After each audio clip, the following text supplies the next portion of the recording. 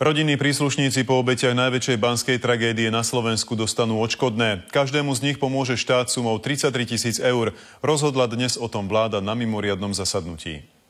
Kabinet Roberta Fica sa rozhodol podobne ako po nešťastí baníkov v Novákoch v 2006. Po 20 baníkoch teraz odškodní 43 pozostalých. Vláda Slovenskej republiky poskytne pozostalým po obetiach celkovo sumu vo výške 1,386 milióna eur. Každý z nich dostane po 33 000 eur. Ide o 17 manželiek, 2 družky, 1 rodičovský pár a 22 nezaopatrených detí. Po obetiach zostalo aj ďalších 17 už zaopatrených detí.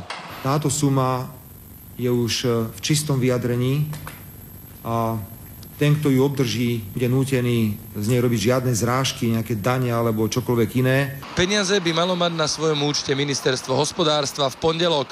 S tým, že do 4 dní my poukážeme tieto peniaze na účty jednotlivých pozostalých. Pozostalých odškodní aj Allianz Slovenská poisťovňa, kde mala väčšina baníkov uzavreté poistky.